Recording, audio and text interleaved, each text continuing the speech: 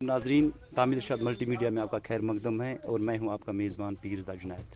آج ہم بات کریں گے سوپور کے حوالے سے۔ قصبہ سوپور کے دکانداروں نے روڈ کی بندشوں اور ڈائیورژن کو لے کر مقامی انتظامیہ کے خلاف اقبال مارکیٹ سوپور میں آ کر ایک پرامن احتجاج دھرنا دیا، اور احتجاج میں شامل دکاندار مطالبہ کر رہے تھے کہ ان کا کاروبار ان اقدام سے کافی متاثر ہوا اور ٹریفک نظام کو بہتر بنانے اور ٹریفک جام کو کم کرنے کے لیے متبادل لاہ عمل ترتیب دیا جائے۔ یہ جو پروٹیسٹ تھا بالکل پرامن پروٹیسٹ تھا، بالکل ڈسپلنڈ پروٹیسٹ تھا۔ یہ جو ہم نے مین بازار سے نکالا اور اقبال مارکیٹ اور سارے مارکیٹ اس میں شامل تھے۔ جو ڈیوائیڈروں کا مسئلہ یہاں کھڑا کیا گیا ہے، ڈیوائیڈر روڈ کو بند کیا گیا ہے، روٹوں کو بند کیا گیا ہے، اس سلسلے میں ہم نے ایک پروٹیسٹ دیا تھا اور یہ پرامن طریقے سے تھا، اور ہم نے یہاں نشاندہی کی کہ کس طرح سے لوگ اس وقت پریشان ہیں۔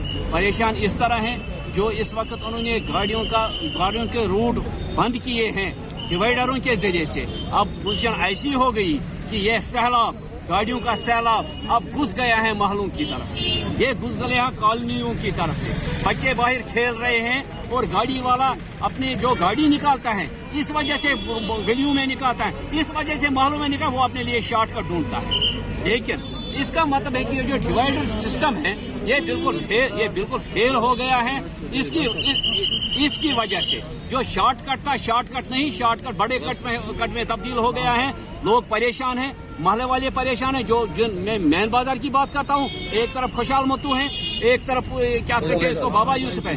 یہی لوگ ہیں، یہی محلے ہیں، اصلی محلے یہی ہیں۔ انہی لوگوں نے سب سے پہلے پروٹیسٹ کیا سوپور میں چوک میں، اور آج تاجر بھی پریشان ہیں، تاجر بھی پریشان ہے، آج ٹرانسپورٹر بھی پریشان ہے، آج ہر کوئی انسان پریشان ہے۔ اور یہ پوزیشن جو آپ دیکھ رہے ہیں، ایک مثال میں پھر آپ کو دیتا ہوں، تارزوا سے جامعہ قدیم تک 2 کلومیٹر ہے، اس گاڑی والے کو بازار میں گھسنے نہیں دیتا ہے۔ ہمارا مطالبہ ہے آپ تسلیم کیجئے، جو بازار ہیں وہ بازار ہیں، بازار میں گاڑی آئے گی، وہ وہاں سے مال، جب اس کو کوئی مال آئے گا وہ اس کو اتارنا ہے، اور جب کوئی لینے والا ہوگا وہ لے گا۔ لیکن گورنمنٹ کو اپنے سسٹم کو تبدیل کرنا ہے۔ جب یہاں سے گاڑی اڈے سے نکلتی ہے، کیا یہ گورنمنٹ کی لاپرواہی نہیں؟ اڈے سے 5-5 6 گاڑیاں روڈ سے نکلتی ہیں، اور اس کے پیچھے اگر ایمبولینس ہوگا، کوئی بیمار ہوگا، جب تک وہ سوپور سے باہر وہ نکلے گا تو انہیں پیسنجر شیڈ بنانے تھے۔